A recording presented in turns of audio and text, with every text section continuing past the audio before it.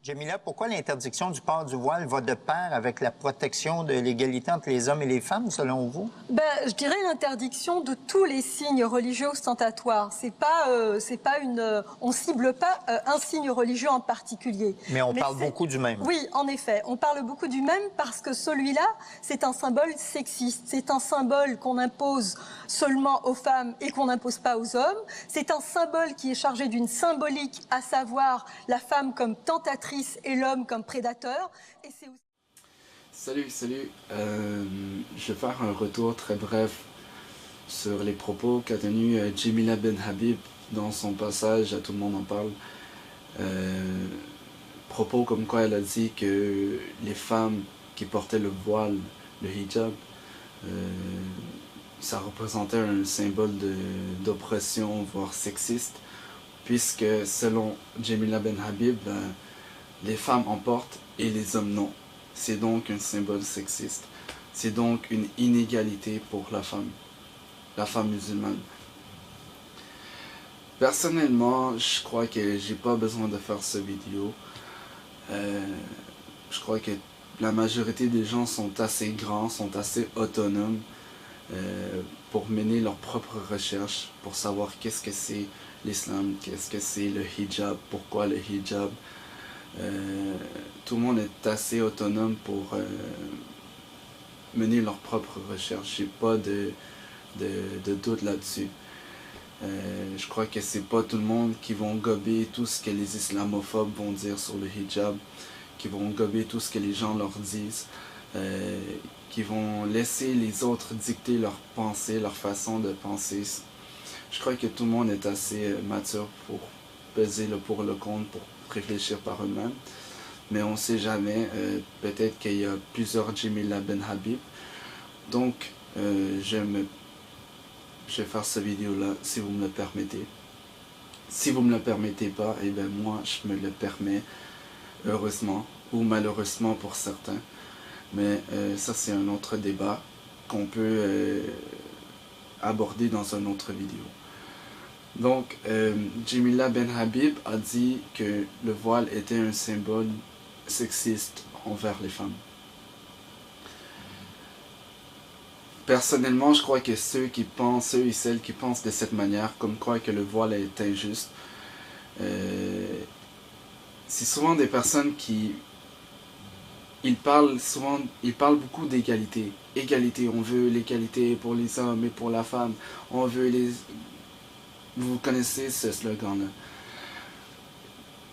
Ces mêmes personnes-là vont dire on veut l'égalité pour les hommes et les femmes, on veut qu'ils soient... Je retire ce que j'ai dit.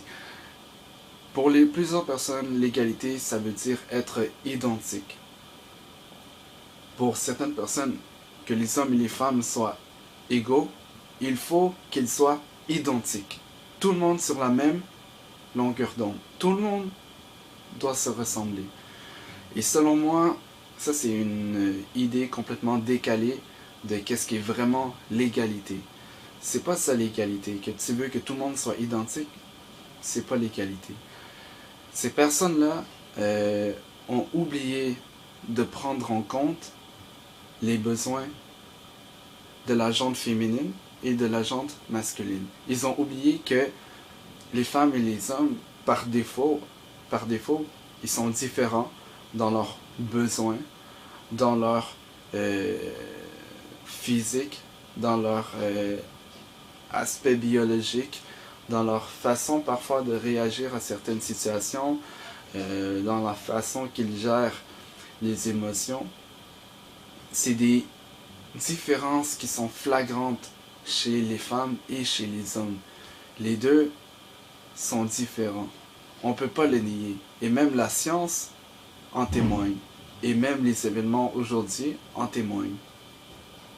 Vous n'allez jamais voir une compétition de natation hommes mélangée avec les femmes. Vous n'allez jamais avoir une compétition de tennis les hommes contre la femme. C'est aussi pourquoi vous voyez des toilettes de femmes et des toilettes d'hommes. C'est aussi pourquoi les hommes ont plus représente un plus haut taux chez les hommes de cancer que la femme. C'est aussi reconnu que dans certains pays, comme les États-Unis, les femmes vivent plus longtemps que les hommes. Et tout ça, c'est des preuves qu'à la base, que quoi, l'homme et la femme sont différents. Ils sont différents, on ne peut pas le nier. Et c'est un point très important parce que quand on parle d'égalité, on pense que tout le monde doit être identique. Alors c'est complètement faux. Même nous, biologiquement, on n'est pas identiques. Donc, partant du fait que l'homme et la femme soient différents de par leur nature humaine, on comprend que logiquement dans l'islam, parfois, le musulman et la musulmane ont certains devoirs religieux qui sont légèrement différents de la jante masculine à la jante féminine. Et encore une fois, le fait d'être différent t'empêche pas d'être égaux. Et le fait d'avoir certains devoirs religieux différents t'empêche pas d'être égaux. Et on comprend ici que l'islam ne rentre pas en contradiction avec qui on est vraiment, avec la nature saine de l'homme, avec un grand H. L'islam prend en compte les différences individuelles, les différences entre l'homme et la femme, les différences émotionnelles, biologiques, les besoins, les forces, etc. Et tout comme il y a des devoirs religieux différents, il y a aussi des devoirs religieux similaires. L'homme et la femme ont l'obligation de faire 5 prières par jour, ont l'obligation de faire le pèlerinage à la Mecque une fois au cours de leur vie, s'ils en ont les moyens. Ils sont aussi, au jour du jugement, au jour dernier, l'homme et la femme vont être rétribués équitablement, de la même façon, selon leur œuvre et selon leurs mauvaises actions. L'homme et la femme musulmane, peuvent entrer au paradis, les deux ensemble, et chacune vont pouvoir recevoir tout ce qu'ils désirent, que tu sois une femme ou que tu sois un homme. Donc on voit qu'il y a des similarités, mais également il y a aussi certains devoirs religieux qui peuvent être légèrement différents, en raison de la différence entre l'homme et la femme. Je prends un exemple, l'homme musulman est obligé de se rendre à la mosquée le vendredi pour faire la prière en commune, tandis que la femme, elle n'est pas obligée. Elle peut faire ses trucs, elle peut se rendre à la mosquée si elle préfère. Si elle ne préfère pas, elle n'est pas obligée, tandis que l'homme, oui. L'homme musulman, l'époux qui est musulman, c'est son devoir en tant qu'époux et c'est un droit pour son épouse musulmane. L'homme musulman est obligatoire de chérir son épouse sur plusieurs plans, que ce soit physiquement, émotionnel et même financièrement. L'homme est obligé de travailler pour ramener le pain à la maison et pour chérir sa femme. Les vêtements, la nourriture, etc. C'est le devoir de l'homme et c'est un droit pour la femme, pour l'épouse musulmane. Si la femme, elle veut pas travailler, elle a le droit. Si l'épouse musulmane veut travailler, elle a le droit. Et l'argent qui lui revient est à elle. Elle fait ce qu'elle veut. Si elle veut le garder pour elle, l'époux musulman n'a pas le droit de dire un mot. Et si l'épouse musulmane veut partager un peu avec son mari, elle peut très bien le faire. Tandis que l'homme, l'époux musulman, est obligé, c'est une obligation pour l'époux musulman de chérir sa femme sur ces points-là. Et jamais vous allez entendre dans les nouvelles que l'homme musulman est oppressé. Regardez comment la femme domine l'homme. L'homme est obligé d'aider sa femme financièrement. Vous n'allez jamais entendre ces trucs-là. Pourquoi on n'entend jamais ces trucs-là? À la base, ça n'a même pas rapport avec l'oppression. Ça n'a même pas rapport avec la femme ou l'homme. Il y a des devoirs qui sont différents chez la femme et chez l'homme, c'est tout. Et il y a aussi un autre devoir qui est différent. et on en entend souvent parler, et c'est justement le sujet de cette vidéo, c'est le fait de se couvrir. Et c'est quelque chose... Bon, la femme est obligée de se couvrir, et donc le hijab est également obligatoire. Chose qu'on ne va jamais entendre également à la télévision, dans les journaux, dans les entrevues, c'est que l'homme musulman a également l'obligation de se couvrir. C'est une obligation pour l'homme musulman de se couvrir lorsqu'il est en présence de personnes qui ne font pas partie de sa famille ou qu'il n'était pas en présence de sa femme, etc. Mais on n'entend jamais le fait que l'homme est obligé de se couvrir parce que les gens font une stigmatisation sur le hijab, les femmes, les femmes, les femmes, les femmes. Donc on n'entend jamais parler des vraies choses, malheureusement. Donc oui, l'homme a aussi l'obligation de se couvrir. Et l'homme a l'obligation de se couvrir du niveau du nombril jusqu'au niveau du genou. Ça, c'est le minimum. Il est obligé de se couvrir du nombril jusqu'au genou. Tandis que la femme a également le devoir de se couvrir aussi du nombril jusqu'au genou, mais également certaines autres parties du corps. J'ai pas besoin de mettre en évidence les parties, vous les connaissez déjà.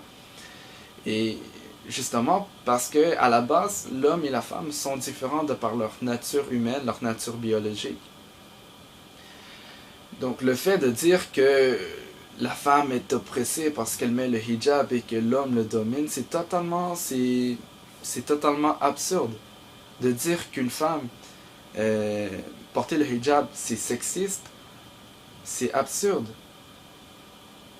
Est-ce que si est-ce que si on oblige les hommes à mettre un hijab, est-ce que vous allez commencer à dire voilà, maintenant on est égaux, voilà l'égalité, on sort dans les rues, on fait ça, maintenant les femmes et les hommes sont égaux, les femmes et les hommes ont des hijabs. C'est complètement absurde et j'espère pas que personne pense de cette manière-là. Puis c'est comme si moi j'allais dire à quelqu'un les femmes ont des soutiens-gorge, mais les hommes ont pas de soutien-gorge. Ah, les soutiens-gorge, c'est sexiste. C'est une injustice pour la femme. Pourquoi est-ce que la femme doit mettre des soutiens-gorge et les hommes ne sont pas obligés? On doit obliger les hommes à en mettre. Totalement ridicule. Les femmes et les hommes sont différents de par leur nature biologique. Et l'obligation du hijab ne vient pas des hommes. L'obligation du hijab ne vient pas de monsieur, madame, tout le monde. Et l'obligation du hijab vient premièrement du Coran. Et le Coran est la parole de Dieu. Et le Coran n'a pas été changé, pas une seule lettre a été changée depuis sa révélation il y a 1400 ans. Maintenant, le fait que toi ou lui ou moi ou peu importe, est pas certain que cela vient de Dieu et croit que ça c'est une loi faite par des hommes, et bien ça c'est un autre problème. Et ça c'est un autre problème qui n'a rien à voir avec cette vidéo. Ici, tu ne connais pas bien le Coran, ici tu n'as jamais ouvert un Coran, ici tu ne comprends pas d'où vient le Coran, c'est à toi de mener tes propres recherches et de comprendre qu'est-ce que c'est le Coran et comment ça a commencé et comment a été la compilation du Coran. Et c'est à toi de juger. Est-ce que c'est logique ou non? Moi, je ne peux pas contraindre les gens à aimer l'islam et encore moins à accepter l'islam. Moi, je transmets un message et si pour toi c'est logique après avoir fait tes recherches, tant mieux. Sinon, c'est ton problème. Chacun, celui qui prend le bon chemin, le prend que pour lui-même et celui qui s'égare, il s'égare qu'à son propre détriment.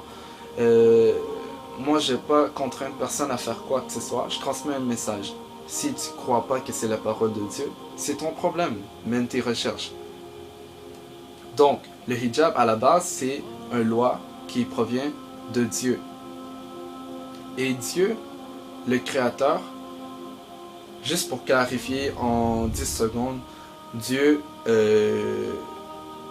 n'est pas comme les médias et les émissions de télé nous le représentent. Dieu, c'est pas un être humain, il vit pas dans les nuages avec une barbe et c'est pas un humain. Oubliez tout ce que vous avez vu auparavant dans les Simpsons. Personne ne peut comparer, personne ne peut s'imaginer Dieu.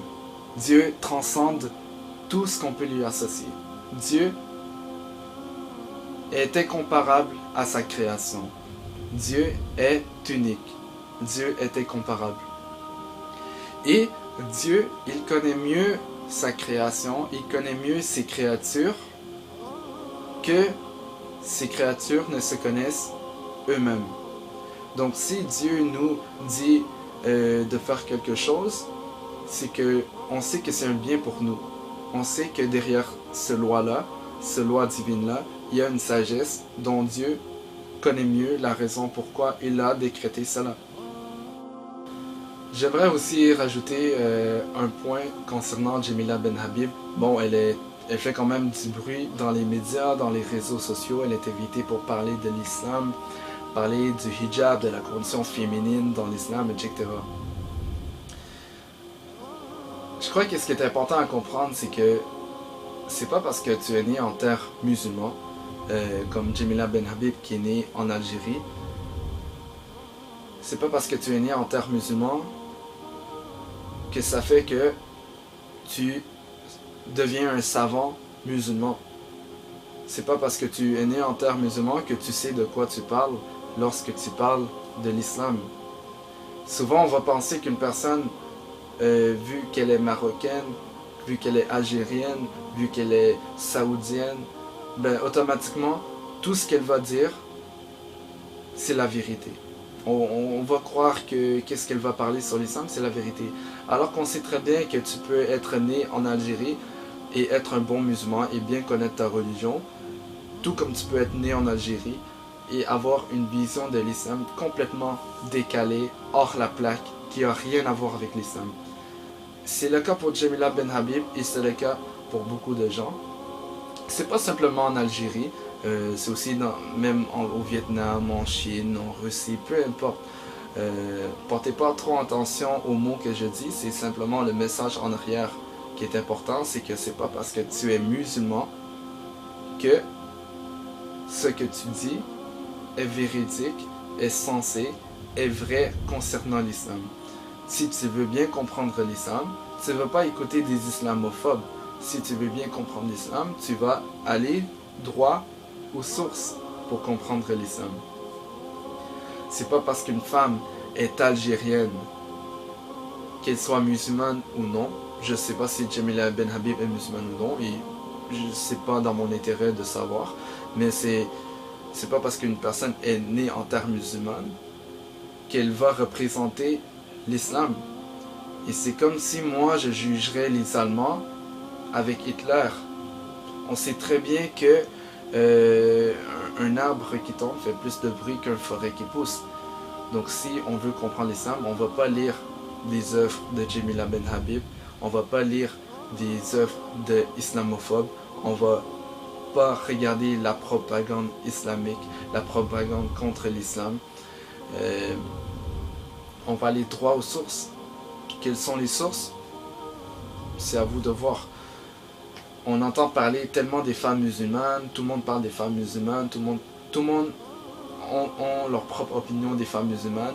On entend les politiciens, on entend les radios, on entend les émissions de télé. On entend tout le monde, sauf les femmes musulmanes qui mettent le hijab.